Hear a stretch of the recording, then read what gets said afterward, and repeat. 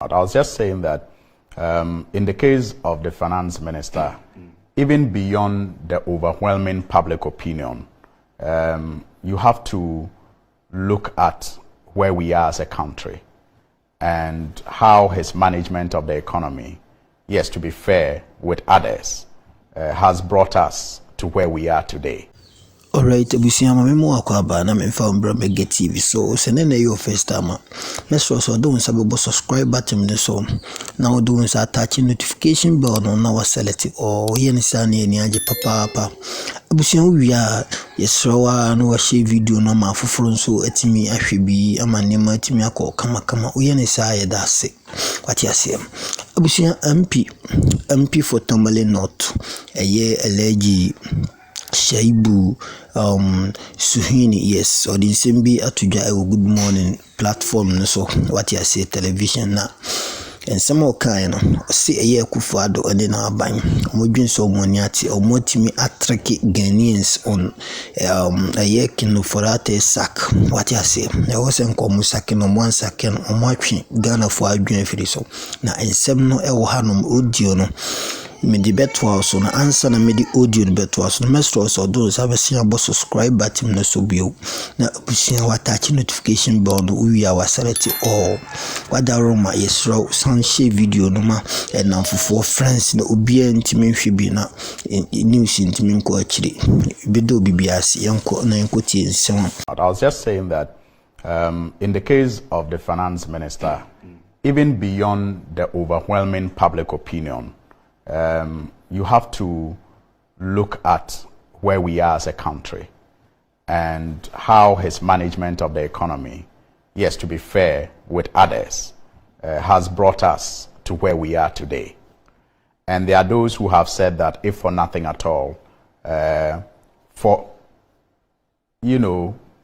better governance, there's a need to introduce new ideas, fresh face, fresh blood for better governance. Because some governance aspects, for example, will tell you that you don't allow your appointees to stay at one ministry or position for too long, because when they do, they get comfortable and they may create chiefdoms. And it is clear that the finance ministry, if you are close to it or if you have your ears on the ground, has almost become like a chiefdom for the current occupant, Ken Ofori-Atta. So, if for nothing at all, but for the sake of good governance, some have said that it will be important to introduce fresh blood. For others, it's even about confidence building, because this current minister, based on this overwhelming public, opinion against his performance, has been condemned, fairly or not, and that has led to some loss of credibility, whether you like it or not.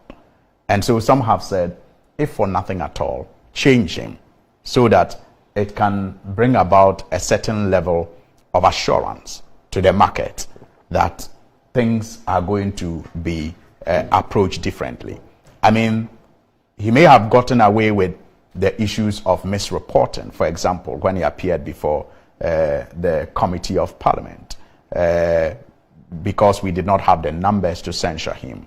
But it is clear that anyone who has followed the numbers and the argument from the time it started somewhere around 2018 till date have come to one irresistible conclusion, and that is that the finance minister has played with our numbers in unhealthy ways in terms of reporting, how he reported them. And that is why even the IMF and others have now come to the conclusion that our debt to GDP is actually more than 100%. These and the current computation that has made this conclusion right is not the computation that he used before. So even for that alone, that lost credibility alone. Some are of the view that he should be changed. So apart from the public opinion that is overwhelming, apart from the good governance requirement of not allowing people to stay at one position for a long time, you also have the issue of credibility. And these are genuine reasons to call for the removal of a person.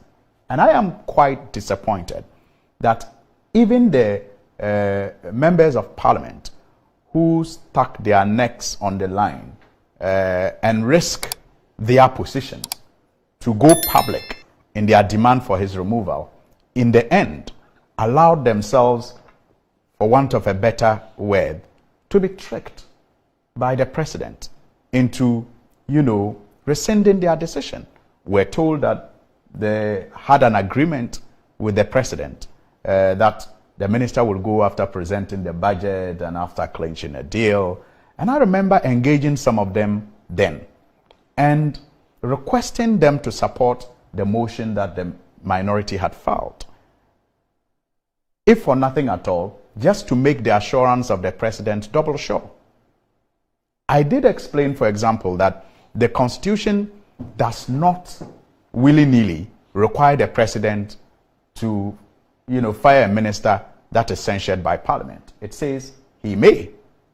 So in my conversations with some of our colleagues on the majority side, I made it clear that even if they had confidence in the president, there was a need for them to join our motion so that at least the legislature, Parliament, would have been seen doing its work.